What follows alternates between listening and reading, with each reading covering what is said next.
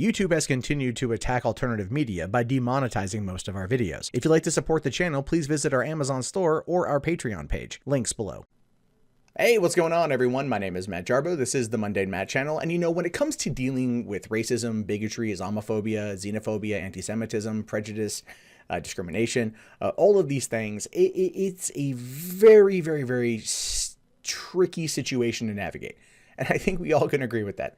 Because what you have is when an accusation or an allegation is made, you have one group that fervently comes out to defend it. This really happened. Why would they lie? Always believe the victim. Then you've got the other side that comes out and they're just like, wait, huh?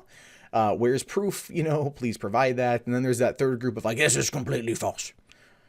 Everyone's going to have an opinion, right? But the idea there when it comes to these situations is to wait for information to come out, wait for the investigation to complete, and also just to be on the clear side here, to make sure you in fact report it to police so they can do their investigation. And that is paramount. Now, last Friday, this particular story went viral all over the web. I didn't cover it, but I was aware of it, where an 11-year-old Toronto girl claimed that a man who was about 5'7" ran up to her, pulled her hoodie down as she was walking to school, and cut her hijab with a pair of scissors. He then ran off, only to return a couple minutes later and assault her again. This made not just national headlines in Canada or national headlines here in the United States, international headlines. It brought out a lot of people claiming that Islamophobia and xenophobia is alive and well, especially in Canada, that there are so many people out there that are just bigots and racists and haters, and that we need to be more and more vigilant because these attacks are going to keep on coming. Now, when this story was sent to me, my first thought was, it didn't happen. My first thought was it probably didn't happen. And the reason why my first thought was that is not that I didn't want to believe the girl. It's that I've seen this thing play out multiple times and it's come out false every single time in the past year and a half. And when you come across a story like this, when you look at a story like this and you go, this just seems too good to be true, it generally is. Now, the police have done an investigation, after the public outpouring of support, right? They were clearly going to have to investigate this when it became huge. I mean, Justin Trudeau, the Prime Minister of Canada, chimed in with support by saying this: "My heart goes out to Khwalah Noman following this morning's cowardly attack on her in Toronto. Canada is an open and welcoming country, and incidents like this cannot be tolerated." Which, let's face it, that's a very good statement from Justin Trudeau, right? You want the Prime Minister or the President or whomever's in charge to come out and immediately denounce these types of events, right? You want that.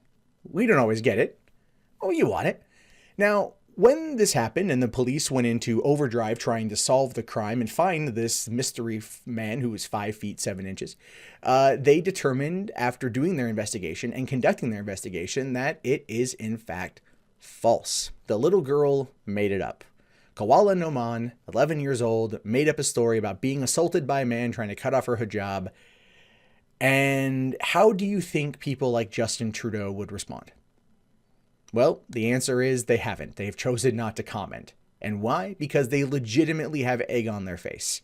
They legitimately have egg on their face over the situation, jumping on board, denouncing this event, not even questioning its validity, not questioning anything about it, not waiting for the police investigation to happen, and this is what's going on.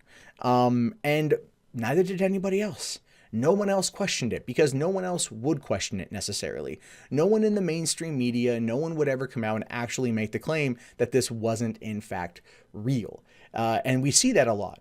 We do see that a lot because people don't ever want to be that person, right? They don't want to be the outlier in the group. Even if they have their own doubts, they don't want to be the outlier. And we've seen this in the Me Too movement here in the United States and abroad, where you've got women out that are going out there and going like, hashtag me too, right? You know, burn the witch sort of thing. And then privately going like, man, this is kind of crazy. This is not going to end well. Maybe we should calm down. But they never actually come out and say it. And that is ultimately what we're seeing here. You have these Islamic groups in Toronto that are they're saying, well, this incident may be considered fake, but ultimately these events still happen, blah, blah, blah. And I'm not saying that they don't. I'm not saying that they don't. I'm not saying that we shouldn't ever treat something as being legitimate from the get-go.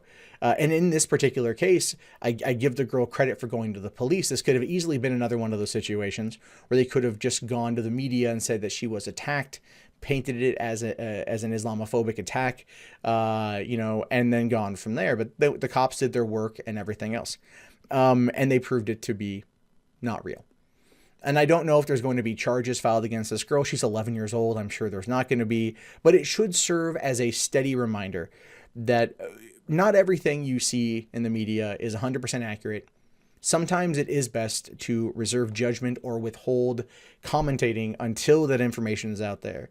And I understand that me saying that's kind of odd because my job is to comment on these things, oftentimes as they're happening. And it makes it very difficult in my position to kind of walk that fine line because you want to wait for information, but people are also asking your opinion on it. And it's a weird world. But in this particular situation, when I was originally sent the link, my friend who sent it to me, I was like, yeah, we both agreed it was basically fake. And we were both waiting for it to be announced as such. And it only took 3 days.